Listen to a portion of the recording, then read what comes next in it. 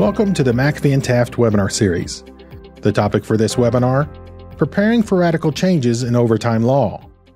On May 17th, the U.S. Department of Labor released its long-awaited changes to the Fair Labor Standards Act. The new regulations, which go into effect December 1, will extend overtime eligibility to millions of salaried American workers who are currently classified as exempt employees. For many employers, the impact, both financial and operational, could be very significant.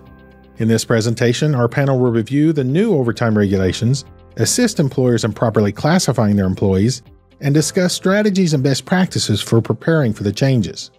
Our presenters are McAfee and Taft labor and employment attorneys Courtney Bru, Charlie Plumb, and Paul Ross. They represent employers in all phases of employment law and labor relations, and are frequent speakers and authors on labor and employment issues before state, regional, and national audiences. So, with those introductions, I now turn it over to you, Charlie. Thank you, Brad, and welcome to our webinar on the new DOL overtime regulations. Let's start with kind of an overview of what we want to cover today. First, we're going to talk about the DOL's wage and hour division and its current initiatives, and that's for the purpose of letting you know what you should expect in the way of investigations and enforcements in the coming year and months. Next, we'll review the three main white-collar exemptions: executive, administrative, and professional, and discuss what you need to know when deciding whether an employee qualifies as exempt or whether they should be paid overtime.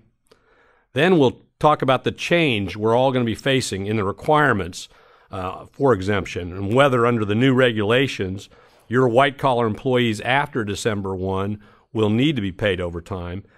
And let's conclude with covering what employers should be doing right now. And what I mean, let's talk about what you as employers should be doing in terms of analysis, planning, and decision-making to be prepared for these substantial changes to who will and who will not be paid overtime. So with that, let's talk a little bit about what sort of U.S. Department of Labor wage and hour division we're dealing with.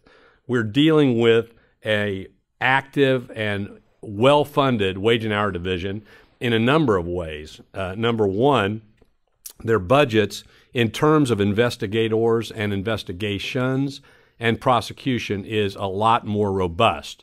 Not surprisingly, that means we're going to be seeing more investigations. We're going to be seeing more audits. We're going to be seeing more prosecutions by the wage and hour division involving employers. Number two, I think that the whole role or makeup of the wage and hour division has changed fairly radically in the last, I would say, 4 to 8 years.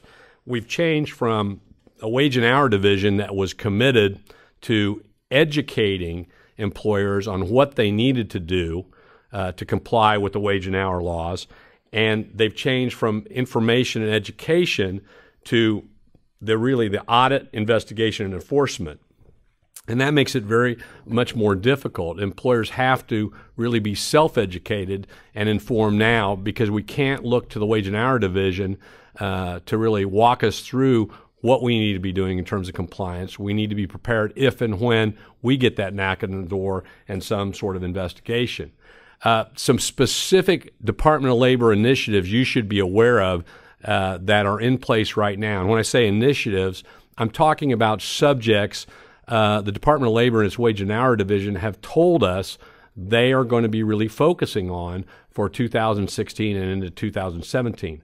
They're going to be focusing on whether employers are properly classifying individuals as independent contractors as opposed to employees.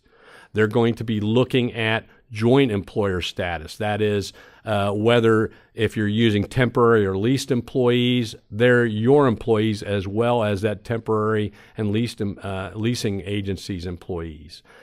They're going to be looking at that same issue if you're a franchisee potentially or a franchisor. And they haven't been shy about telling us what employers or what industries they're going to be targeting for analysis, for audit, for investigation. And we've got your list right there. It's hospitality, construction, daycare, oil and gas, and the other employers there.